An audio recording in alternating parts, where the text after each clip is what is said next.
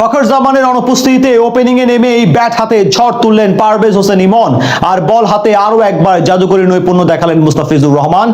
লাহোরে বৃষ্টিবিঘ্নিত ম্যাচে ব্যাটে বলে টাইগার ক্রিকেটারদের জয়রথে দাপট দেখলো লাহোর।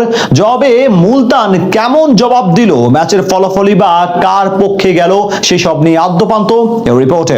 ফখর জামানের পরিবর্তে ওপেনিং এর সুযোগ পেয়ে ঝড় তুললেন পারভেজ হোসেন ইমন। খেললেন এক ঐতিহাসিক ইনিংস, আর তার ইনিংসের উপর ভর করে বৃষ্টিবিঘ্নিত ম্যাচে প্রথম ইনিংসে বড় সংগ্রহ দাঁড় করিয়েছিল লাহোর কালান্দার্স। এদিন গাদ্দাফি স্টেডিয়ামে আসরে নিজেদের তৃতীয় ম্যাচে মুলতান সুলতানের বিপক্ষে মাঠে নামে লাহোর। ঘরের মাঠে এদিন বৃষ্টিতে খেলা শুরু হতে বিলম্ব হয়। স্থানীয় সময় রাত 9টায় বৃষ্টি থামলে 13 ওভারের ম্যাচ আয়োজনের সিদ্ধান্ত নেয় ম্যাচ অফিসিয়ালরা। বৃষ্টি থামলেও এদিন ব্যাট হাতে ঝড় তোলেন লাহোরের দুই ওপেনার পারভেজ হোসেন ইমন ও মোহাম্মদ নাইম। ইনিংসের শুরু থেকেই প্রতিপক্ষ মুলতান সুলতানের বোলারদের ওপর রীতিমতো তাণ্ডব লীলা চালান এই দুই তরুণ তুর্কি। ইনিংসের প্রথম ওভারেই মোহাম্মদ ইসমাইলের বলে 26 রান সংগ্রহ করেন নাইম ইমন জুটি। পরের ওভারে অভিজ্ঞ পিটার সিডল নিয়ন্ত্রিত বোলিংয়ে মাত্র 6 রান দিলেও ইনিংসের তৃতীয় ওভারে আবারও মুলতানের বোলার মোহাম্মদ ওয়াসিম জুনিয়রের ওপর চড়াও হন মোহাম্মদ নাইম। নাইমের ব্যাট থেকে এ ওভারে 2 ছক্কা আসলে 3 ওভারে বিনা উইকেটে 48 রান সংগ্রহ করে স্বাগতিক লাহোর কালান্দার্স। তবে অপর প্রান্তে তখনও নিজের লোভ সংবরণ করে রেখেছিলেন ইমন। তবে চতুর্থ ওভারে পাকিস্তানি স্পিনার মোহাম্মদ নওয়াজকে রীতিমতো তুলোধুনো করেন বাংলাদেশি এই ব্যাটার।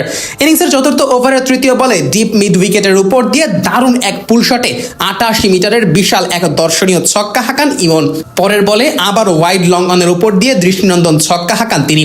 ওভারের পঞ্চম বলে আবারও নওয়াজকে সজোরে হাঁকান ইমন। তবে এ যাত্রায় একটুকুর জন্য 6 না হলেও 4 হাঁকিয়ে নওয়াজকে দিশেহারা করে তোলেন তরুণ এই টাইগার ক্রিকেটার। নওয়াজকে হাঁকানোর পর সবাই যখন ভেবেছিল ইমনের শো আজকের মতো এতটুকুই, ঠিক তখনই ইনিংসের পরের ওভারের প্রথম 3 বলে 3টি বিশাল ছক্কা হাঁকিয়ে নিজের ব্যাটিং সামর্থ্যের জানান দেন টাইগার এই ক্রিকেটার। তবে ইনিংসের ষষ্ঠ ওভারের প্রথম বলে মোহাম্মদ ইসমাইলের বলে আউট হয়ে সাজঘরের পথ ধরেন ইমন। তবে যাবার আগে 2, 4 ও 5, 6, 19 বলে 45 রানের এক নান্দনিক ইনিংস উপহার দেন টাইগার এই ক্রিকেটার। তবে ইমনের বিদায়ের পর থেমে থাকেনি লাহোরের ব্যাটারদের ব্যাটিং ঝড়। 4 ছক্কা ও 4 চারে 28 বলে এদিন 60 রান করেন ওপেনার নাইম। আর ওয়ান ডাউনে নামা আব্দুল্লাহ শফিক খেলেন 14 বলে 33 রানের এক ঝলমলে ইনিংস। যদিও শেষ দিকে ম্যাচে ফেরার চেষ্টা চালায় মুলতানের বোলাররা, তবে শেষমেশ নির্ধারিত 13 ওভারে 5 উইকেটে 185 রানের বিশাল সংগ্রহ দাঁড় করায় লাহোর। জবাব দিতে নেমে 186 রানের পাহাড় সম লক্ষ্যে ঘাবড়ে যায় মুলতানের ব্যাটাররা। ইনিংসের তৃতীয় ওভারে লাহোরের অধিনায়ক শাহিন শাহ আফ্রিদির বলে বোল্ড হয়ে আউট হন স্টিভেন স্মিথ। 10 বলে 9 রান করা স্মিথের বিদায়ে 17 রানেই প্রথম উইকেট হারায় মুলতান। পরের ওভারে জশ ফিলিপকে সাজঘরের পথ দেখান উবাইদ শাহ। 2 বলে 1 রান করে এ সময় শাহিন শাহ আফ্রিদির হাতে তালুবন্দী হন অজি এই উইকেট রক্ষক ব্যাটার। এরপর শান মাসুদকে সাথে নিয়ে তৃতীয় উইকেটে দারুণ এক জুটি গড়ার প্রত্যয় দেখান ইনফর্ম ওপেনার সাহিবজাদা ফারহান। তবে ফারহানের সেই প্রতিরোধ গড়ার চেষ্টা ব্যাহত হয় মুস্তাফিজের ভেলকিতে। দলীয় ষষ্ঠ ওভারে ফারহানকে সাজঘরের পথ দেখান কাটার মাস্টার ফিজ।